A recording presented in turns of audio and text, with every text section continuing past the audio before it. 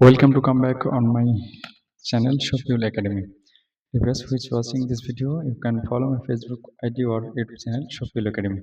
Today I want to describe you about some essential topics like physical chemistry 2. আজকে আমরা কথা বলবো দেখুন যে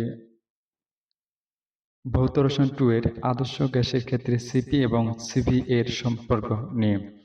তো এটা কিন্তু অনেক ইম্পর্টেন্ট টপিকস যে আদর্শ গ্যাসের ক্ষেত্রে সিপি এবং সিভি এর সম্পর্ক নির্ণয়। তো আমরা প্রথমে CP minus CP equal to R, আমরা জানি যে CP minus CP equal to R. এখানে সিপি হলো আদর্শ তাপ ক্ষমতা, আর সিভি হলো নির্দিষ্ট আয়তনে আদর্শ তাপ ক্ষমতা, আর আর হলো গ্যাস ধ্রুবক। এই সম্পর্কটি তাপ গতিবিদ্যার প্রথম সূত্র হতে উদ্ভূত হয়, অর্থাৎ এটা তাপ গতিবিদ্যার প্রথম সূত্র হতে পারে। প্রথম সূত্রটি হলো যে Q equal to del U plus W. এখানে কিউ হলো প্রদত্ত তাপ, ডেল ইউ হলো অভ্যন্তরীণ তাপের পরিবর্তন এবং ডব্লিউ হলো কাজ। স্থির চাপে Q equal to CP del T, আর স্থির আয়তনে Q equal to CV del T. দুটি সমীকরণকে একত্র করে পাই CP del T equal CV del T plus W বা CP minus CV equal W. এখানে উল্লেখ্য যে ডেল টি ইকুয়াল ডব্লিউ। যেখানে দেখুন আমরা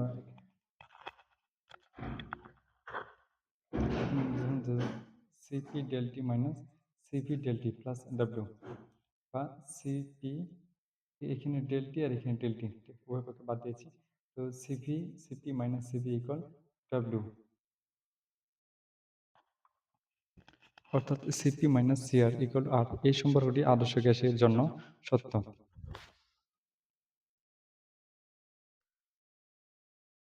কারণ আদর্শ গ্যাসের জন্য সত্য,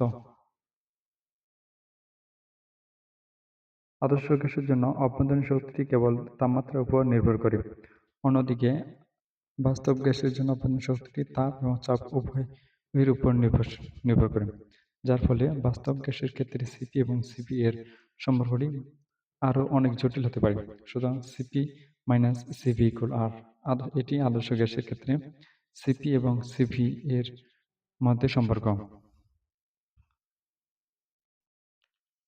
শফিউল আলম, পরিচালক শফিউল একাডেমি ভিসিআর্স রসায়ন। যারা ভিডিওটা দেখলেন, আশা করছি শফিউল একাডেমি ফেসবুক পেজ এবং ইউটিউব চ্যানেলটি সাবস্ক্রাইব করবেন। আর আপনি আর কেমিস্ট্রির নতুন নতুন কোন ভিডিও পেতে চাচ্ছেন অবশ্যই কমেন্ট করে জানাবেন। সবাইকে এত সাথে হওয়ার জন্য ধন্যবাদ জানিয়ে আজকের মতো এখানে শেষ করছি। খুদা হাফেজ।